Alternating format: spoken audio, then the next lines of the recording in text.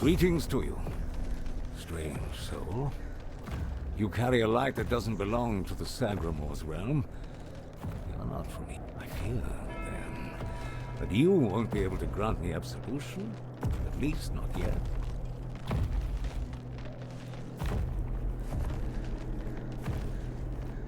Scroll. Indeed. I recall seeing Druidic sages arriving at the court long ago.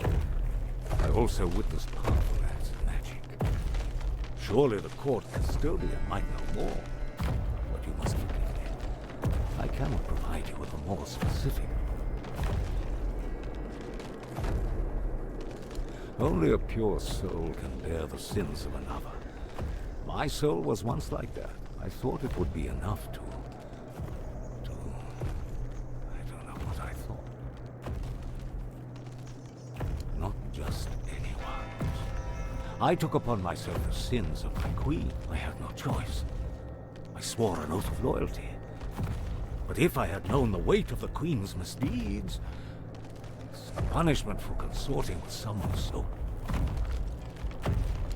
I don't know. I sought meaning in the All-Mother, pondered the truths of the Red Priests.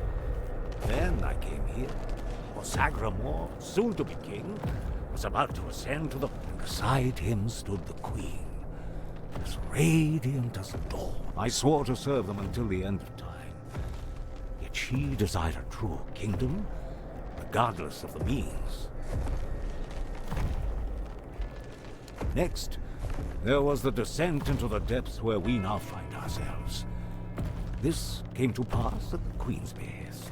How twisted and corrupted must one's soul be to desire something so dreadful? To rule alone over the world of shadow. I was stupid.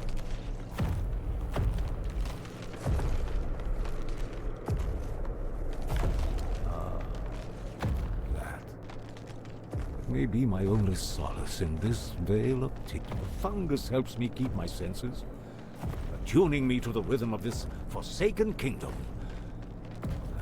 Making me feel the footsteps of the souls wandering above. I feel their ever unfulfilled needs and desires. The fungus Yes, and in a way, accept the workings of this wretched place. I feel... And perhaps there is another future for this. Perhaps we are all connected here, forming one single organism. It might lighten our burden. May goodness...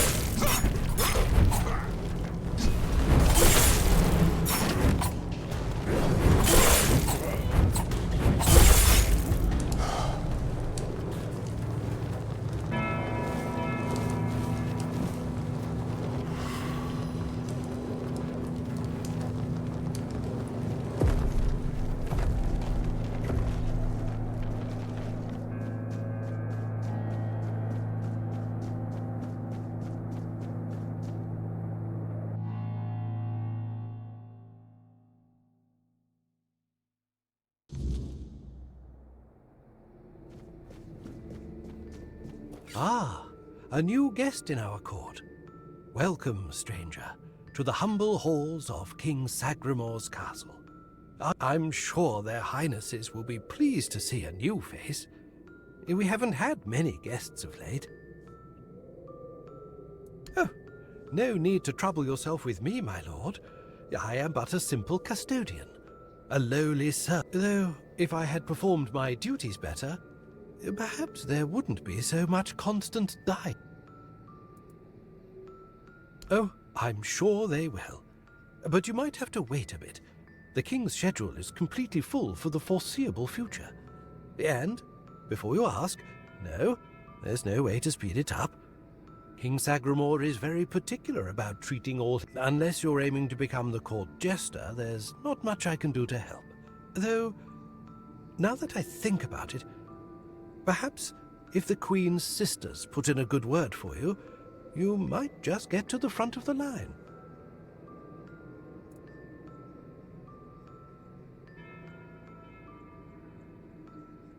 Oh, it's no big deal. We live here in perpetual suspension. Time can't touch us, and it's all thanks to the Queen and her sisters, who decided that would be best for everyone. Well, as long as you don't sin against their majesties, then you might share my fate. Or that of Sir Stygander, who you may have encountered on your way to the castle. I'm glad you asked, my lord. All you need to do is kill me, and the keys to the sisters' chambers will reveal themselves to you. Yes, exactly. It's no big deal. I've died thousands of times. That's just how it is for me. Ever since Sagramor's kingdom was established, I've been the keeper of the key, and with magic, when a spell says, guard at the cost of one's own life, well, it tends... If I died forever, I wouldn't be able to guard the keys anymore, right? So I come... That's just how...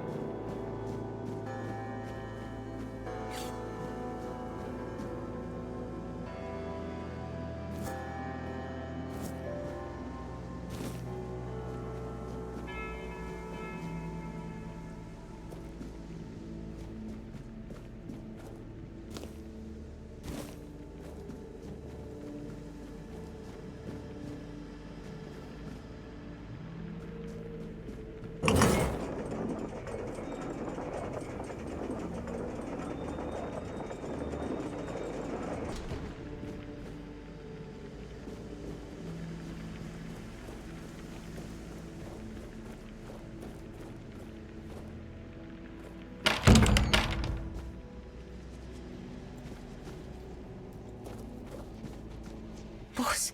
No, not boars. Boars in the letters. The letters to boars, to beloved.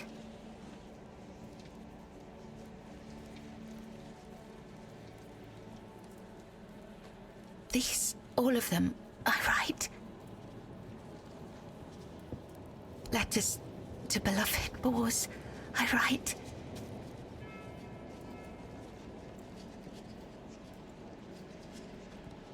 I write only letters to boars, to beloved. Sister has a tablet. In Sagramor's arms. Once, me in Boar's arms. Forever. You, my beloved.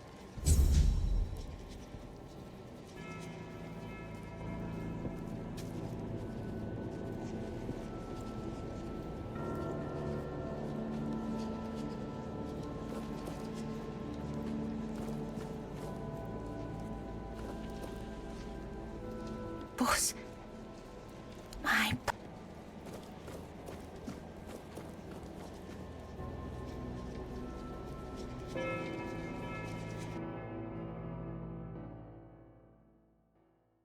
Once upon a time, there lived a young maiden named Claire. She had 2 sisters, and together they resided in a resplendent castle within a land untouched by the cruelty of time. In this unchanging realm, there was neither the sorrow of endings nor the joy of beginnings. No sunrises, no sunsets, and no seasons to mark the days. Such was the design of the eldest sister, whose insatiable hunger for control bound the kingdom in eternal stillness. She hoarded love and devotion as a dragon hoards treasure. Yet for all her power, her heart remained empty.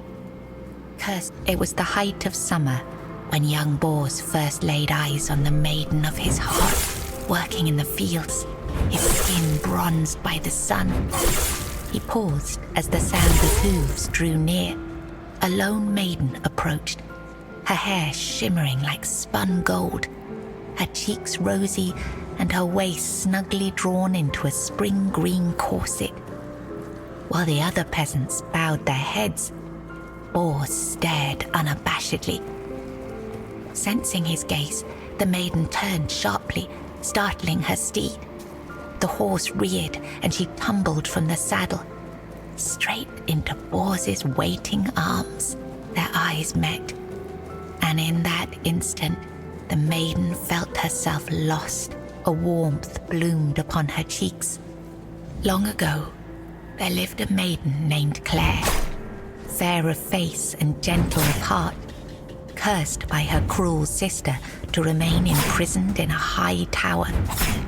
Forbidden to step beyond its walls or look out of the window, she spent her days weaving a tapestry of the outside world, a world she could glimpse only through the reflection in an enchanted mirror. Yet Claire dared not lift her eyes from the loom, for the curse was absolute. If she ever stopped her weaving to gaze out the window herself, the fragile thread of her life would snap. One day, the mirror revealed a grand procession on the road below. Among them rode a knight clad in gleaming silver armor, a sapphire cape following behind him. His warm eyes and copper hair struck Claire's heart with longing. In the days of King Sagramor, there lived Bors, a wandering minstrel whose songs were famed for their beauty and sorrow. Among his melodies was one that bore the weight of his heart, the ballad of a lady named Claire. Claire, a noblewoman of unmatched grace, had been betrayed by her jealous sister, who sold her to a rival lord for power. Locked in a distant tower, her pleas for rescue went unheard. But Bors, who had once sung for her in her father's court and fallen deeply in love, learned of her plight and vowed to save her. He journeyed to the castle where she was held and sang beneath its mist-shrouded walls each night.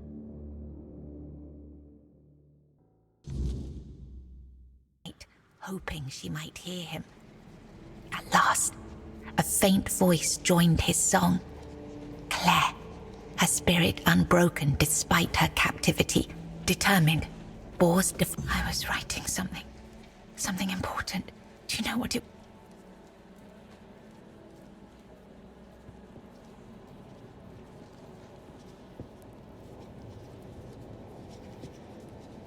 Yes, Bors, my former lover. Really? Perhaps that was true one. I longed for my own Sacramore. I craved love, true. My sister. I have 2 sisters. One older and another the... She's the caregiver. She nurtures. She helps. She tries. I was right. Enough.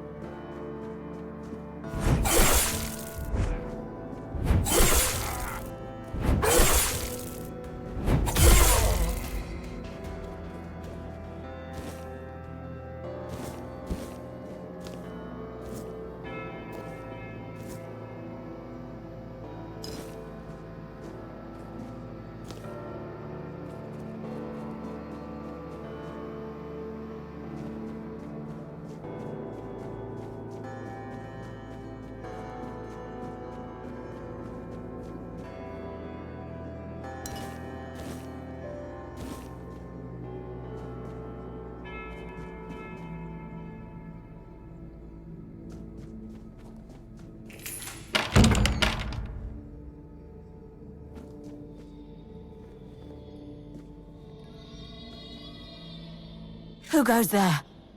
Are you here to see the children? Oh, my sweet babies. I lost them all before they even got here. They scattered, poor things, like dad. The Queen. She wants nothing to do with me. I failed her so terribly that I've fallen so far from her good graces. But I will make it right. You'll see. I just need the children here. Maybe when she sees them, even as they are, she will love them. My little flowers, they're all gone. Met their grim fates within these castle walls. They die and die. Poor little things. They deserved so much better. After all, they were barely more than blood on our sister's white sheets. Really? You'd do that? And you won't hurt them, will you? Please, I cannot bear to hear their cries anymore. I need them close, so I can watch over them If I could keep that one promise I made to my sister, perhaps then I could finally know Let me think. Let me think. Renaud, the crown prince, loved to stand on the balcony, gazing down at the gardens, watching the legacy that will never come to be.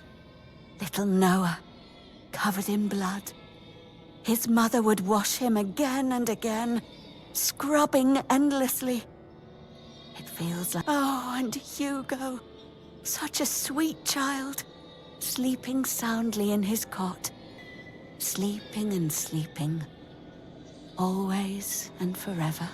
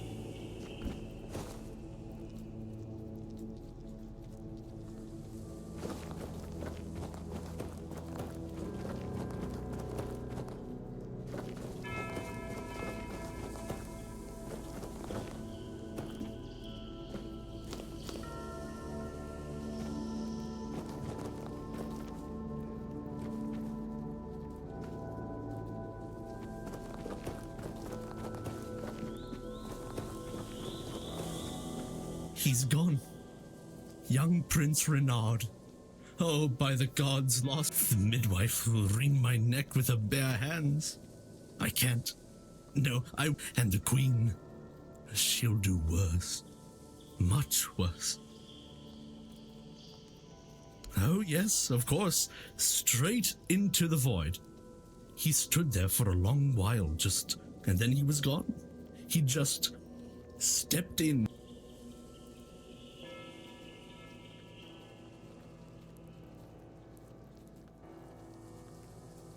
Surely you don't mean to.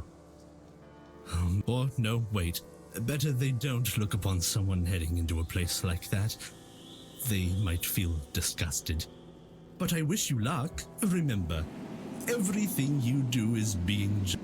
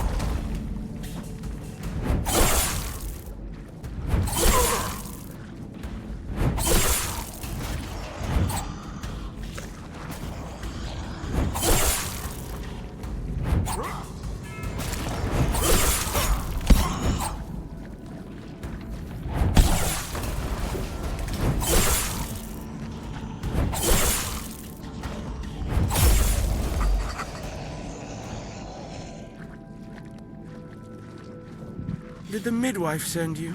Or was it that coward who's supposed to be keeping me under their heel? The firstborn of the king and queen. A proper little princeling. Almost grown, though life has never tested me thanks to the comfort I was raised in. Which is why I'm full of whims.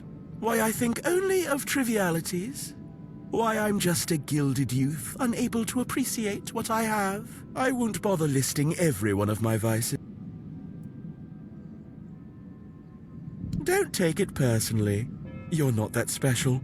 Nope, I just wanted you to leave me alone. But as always, everything in this house proves hopelessly useless. Any form of service, flawed and feeble. They lack competence.